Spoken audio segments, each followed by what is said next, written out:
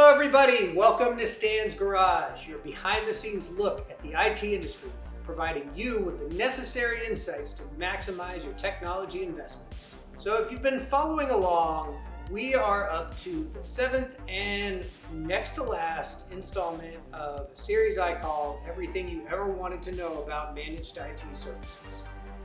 The earlier installments covered things like what managed services are, spoke about how to best implement, discuss some of the pros and cons, determining if they're right for you, and more in-depth analysis of costs involved.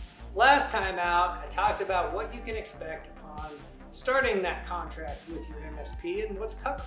Now, I'm going to go over what's going to be involved during and after finalizing that paperwork. So, one of the first items to consider is your contract term. MSPs will typically offer terms in the 1 to 5 year range. There'll be levels of service you can select and other things related to onboarding, any refreshing of the hardware you have, and just about every detail of supporting and managing your IT infrastructure will be covered. Some companies may want the assurance of a long-term agreement with cost certainty from that provider. Others may want the flexibility of a shorter arrangement. At STG, our contracts are typically 1 year in length and automatically renew at the end of the term unless you tell us otherwise. Should clients need to leave us or somehow modify the agreement, there's clauses that allow for that.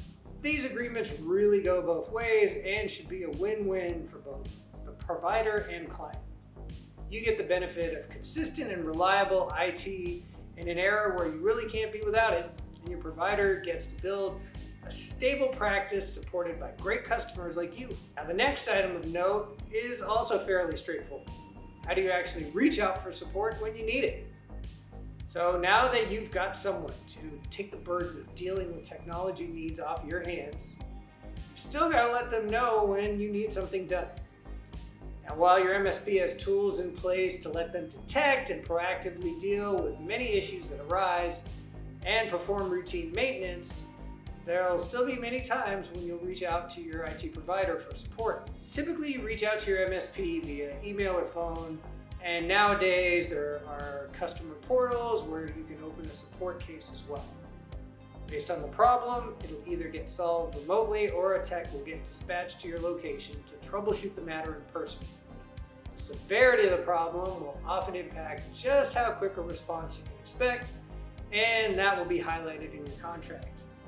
Mission-critical services affecting a wide number of users or business functions will trigger a near-instant response. More routine requests like password lockouts or file permissions will still be handled in a timely manner, just not with the urgency that a major outage requires. Now, additionally, if the matter you're experiencing poses an information security risk, your MSP will treat this matter as a top priority.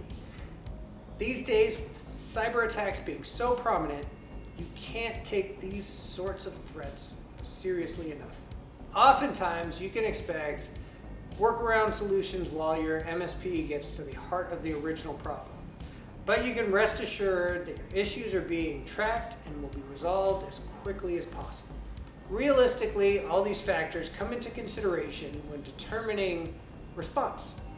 Your MSP will communicate with you on a regular basis to keep you in the loop as to when you can expect a resolution.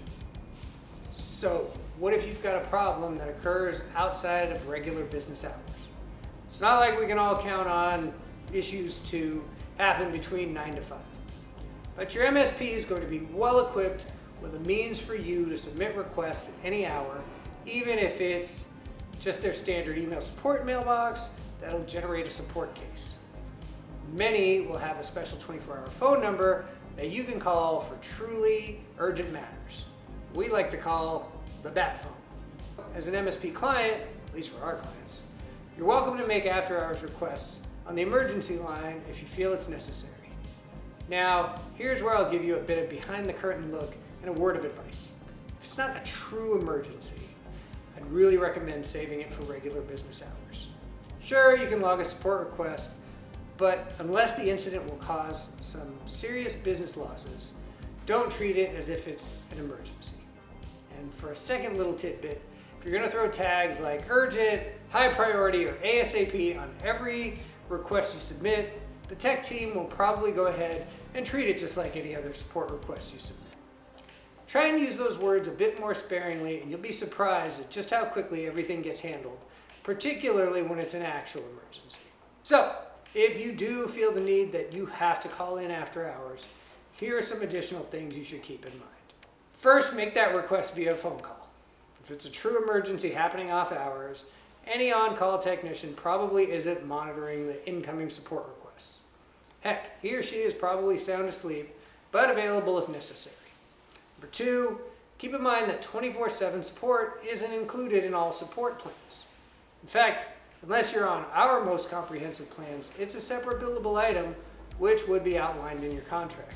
And number three, unless it's an absolute necessity, after-hours support will be performed remotely.